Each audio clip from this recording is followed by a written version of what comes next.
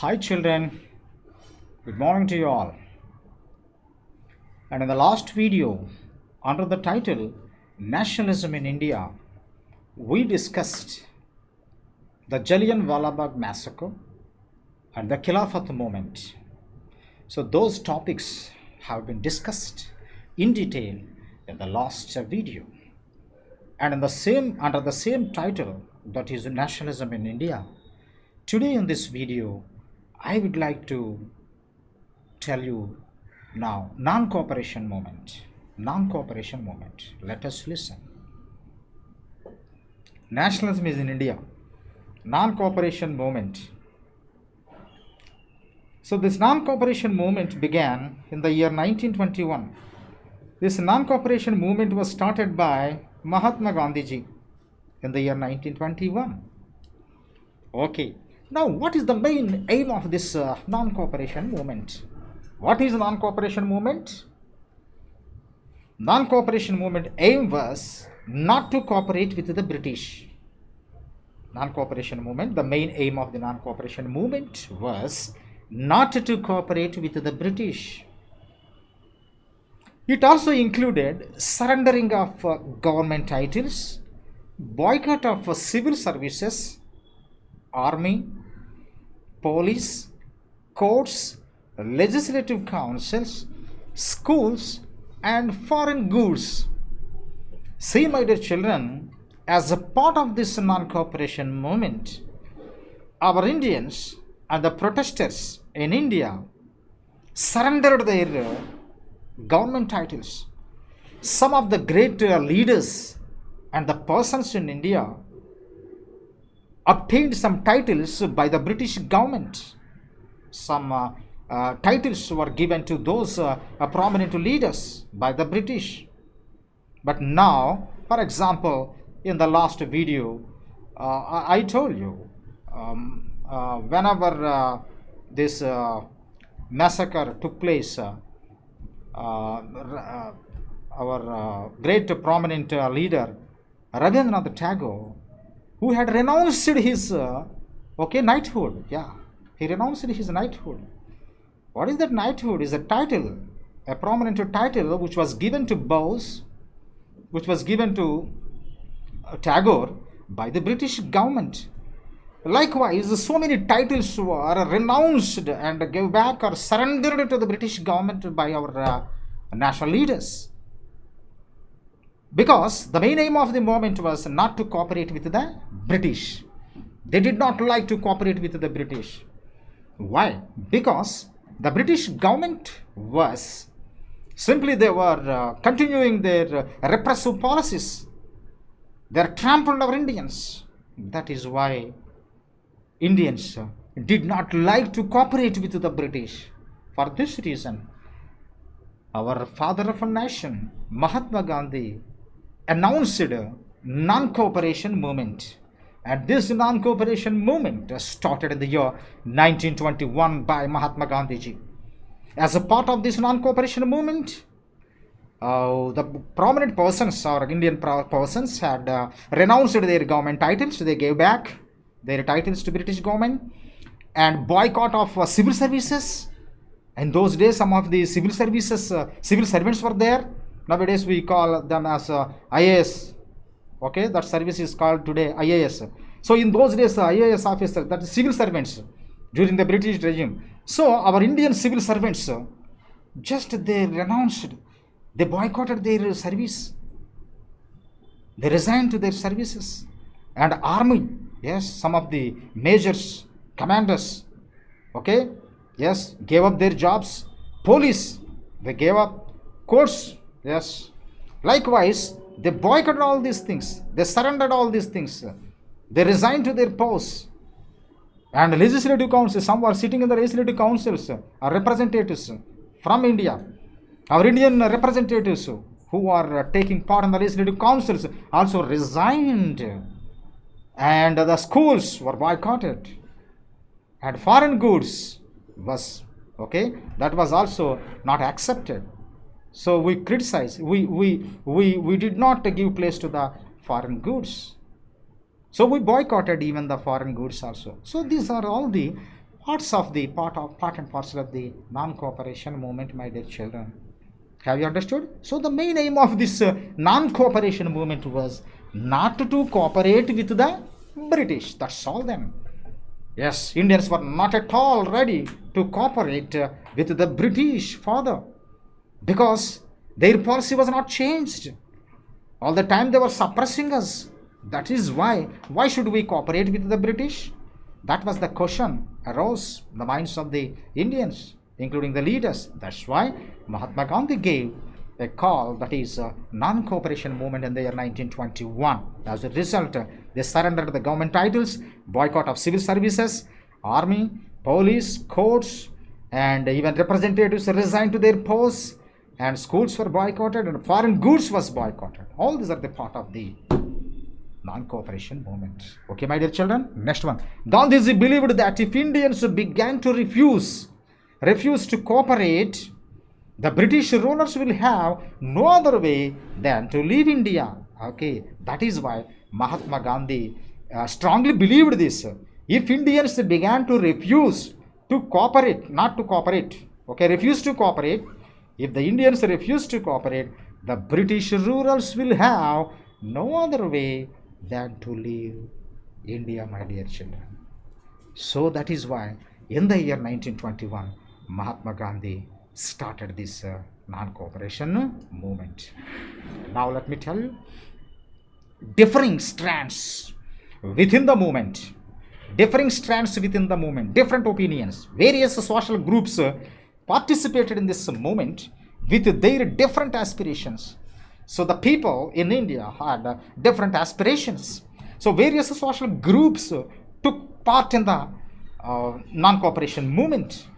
But ultimately, they understood the objective differently. So that's why various social groups participated in this movement with their different aspirations, different perspective, different aspirations of the people, the protesters had. As an economic effect of a non-cooperation movement, the import of foreign clothes halved between 1921 and 1922, its value dropping from 100 crore rupees to 50 crore rupees. That is the result of the economic effect of, we can say, non-cooperation movement. When the non-cooperation movement started in the year 1921, and a big impact fell upon, okay, yes, economy. That is, as an economic effect, what was the immediate economic effect of the non-cooperation movement?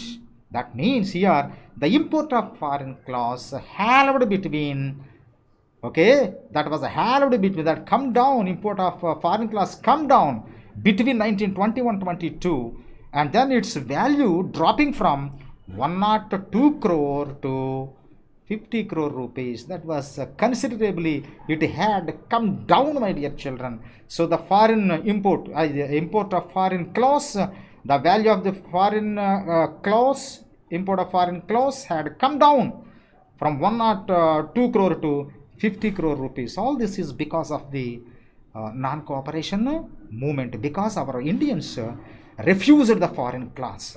They boycotted the foreign clothes. Yes, the import of foreign clothes was boycotted here. So that's why we did not receive, Indians did not receive the foreign clothes. As a result, the economy or the value that had come down from 102 crore to 50 crore rupees. That was a big loss to the British government. And this happened because of the non-cooperation movement, my dear children. And then this movement in the cities gradually slowed down.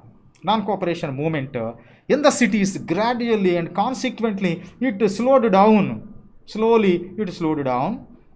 As there was no alternative institutions or places of work, and khadi was expensive than mill-made cloth from England. There are some problems here. That is why in the cities the movement slowed down. Okay, yes, the movement became weak in the towns because there were no alternative institutions. Institutions were closed, many factories were closed, and place of work and khadi was expensive. Khadi became very expensive because weaving cotton Khadi cloth is very expensive one. It took a lot of time, and at the same time, the cost of the khadi cloth was high rather than the mill-made cloth. When the cloth was made in the mills or factories, that was less expensive rather than this khadi. And that is why this is also one of the reasons for the weakening of this movement, particularly in the cities. So this movement in the cities gradually slowed down as there are no alternative institutions or place of work, and khadi was expensive than mill-made cloth from England. Since the khadi cloth was expensive, then who could buy it? Very difficult. Poor people can't afford it. That's why this became slowed down. This movement became slowed down in the cities. But anyhow, from cities, this movement, non-cooperation movement, is spread to countryside. It spread to villages. It spread to countryside from cities. And then in Awadh, it is Ayodhya. British people used to call it as Awadh. Actually, it is Ayodhya. British called it Awadh. So some of the peasants movement. Some peasants started a movement. The peasants movement was led by Baba Ramachandra. It was led by Baba Ramachandra in Awadh, in Ayodhya. Baba Ramachandra, a sannyasi, Baba Ramachandra, who had started peasants movement.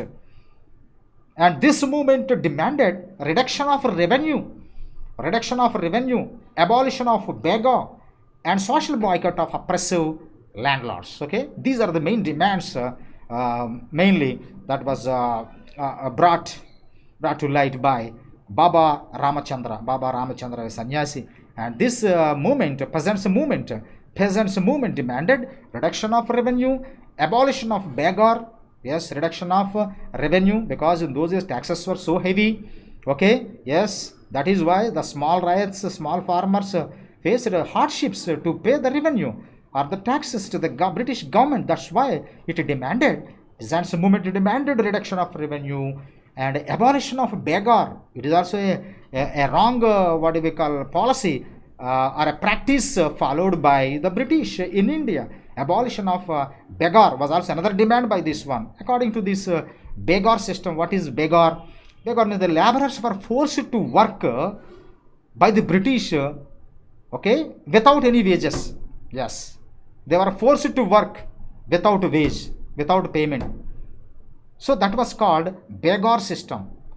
So here, Baba Ramachandra demanded the abolition of beggar and social boycott of oppressive landlords. Landlords really oppressed. They suppressed our Indians. Yes, though they were Indians, the landlords of Indian landlords, followed oppressive measures towards our fellow men. That's why Baba Ramchandra, who had demanded reduction of revenue, abolition of beggar, and social boycott of oppressive landlords, my dear. And then, while the things were going on like this, tribal movement started here. Tribal movement. Tribal peasants. And here we can see the hero, Alluri Sitaramarazu. Alluri Sitaramarazu was a tribal leader in Gudem hills of Andhra Pradesh, especially in Visakhapatnam district, where he had started the movement. Actually, he belonged to West Godavari, and from there he went to Visakhapatnam hilly areas, and there he lived among the tribals, and then he started a movement, and that was called Militant Guerrilla movement. Alluri Sitaramarazu started a militant guerrilla movement. What is militant guerrilla? What is guerrilla movement? A guerrilla movement is a movement that was started by Alluri Sitaramarazu to attack the Britishers. Yes, to attack the Britishers secretly.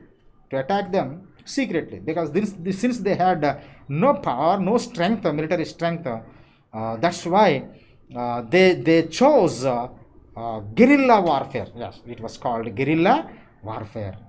Secretly they could attack the British police, and that was the tactic that was followed by Alluri Sitaramaraju. So he started a militant guerrilla movement in the year 1920s. In the 1920s itself, he started this guerrilla movement, and he inspired the tribal people and persuaded people to wear khadi and give up drinking. Generally, the tribal people were addicted to drinking.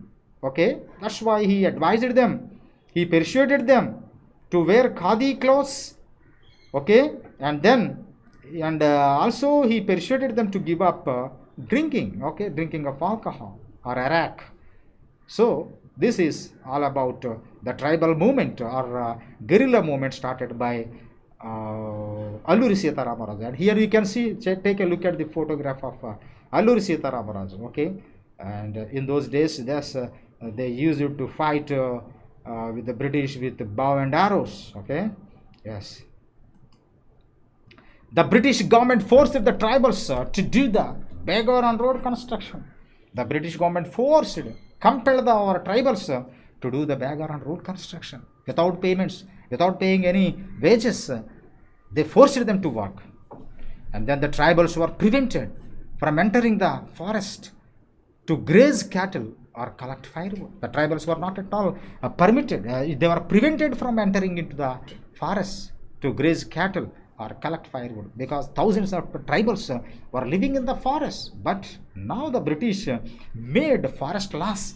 According to that laws, they were prevented from entering the forest and graze cattle or collect wood, because so many thousands of tribals depended upon forests just to graze their cattle and collect firewood, and now they were prevented from entering the forest. The new forest laws were a threat to their livelihood. So ultimately, the tribals lost their livelihood. When the British government made this hard laws, okay, now they had lost their livelihood. The tribals carried guerrilla warfare against the British under the leadership of Alluri Sitaramaraju. Just before I told you, and then he became folk hero. Alluri Sitaramaraju became a folk hero, yes, among the tribal areas, and ultimately he was killed by the British in the year 1924. He was gunned down by the British police in the year 1921. So that is the tragic death of folk hero, our Alluri Sitaramaraju. Okay, my dear children. And next one, Swaraj in the plantation. Swaraj in the plantation. Swaraj in the plantation. The plantation workers in Assam were not permitted to leave tea gardens without permission. So many hundreds of plantation workers were employed in the Assam tea gardens, where the plantation workers now in Assam were not permitted to leave tea gardens without permission. See, as per the Inland Immigration Act of 1859, a new immigration act was made by the British, that is called Inland Immigration Act. According to that, they were forced and they were besieged there in the tea gardens, who were not permitted to go out. Okay, and that is why they were indignant and they were not satisfied with the British. All the workers who were working in the plantation in Assam rebelled against the British. And not only that, when they heard of non-cooperation movement, they left the plantations. When they heard about the non-cooperation movement, they left the plantation and headed home. They tried to go homes. They tried to go to their homes. But ultimately, they never reached their destination because, in the middle of their journey, here the British police caught them, and they were brutally, mercilessly beaten up by the police. So likewise, they did not reach, all these plantation workers did not reach their houses, and they were unable to take part in the non-cooperation movement started by British, my dear children.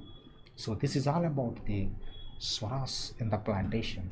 And my dear children, and in the next video, I shall tell you about the civil disobedience movement, another movement that was started by Mahatma Gandhi, civil disobedience movement. In that video, I shall explain to you more about the civil disobedience movement. Till then, keep reading your textbook. Okay, my dear children, thank you for watching this video.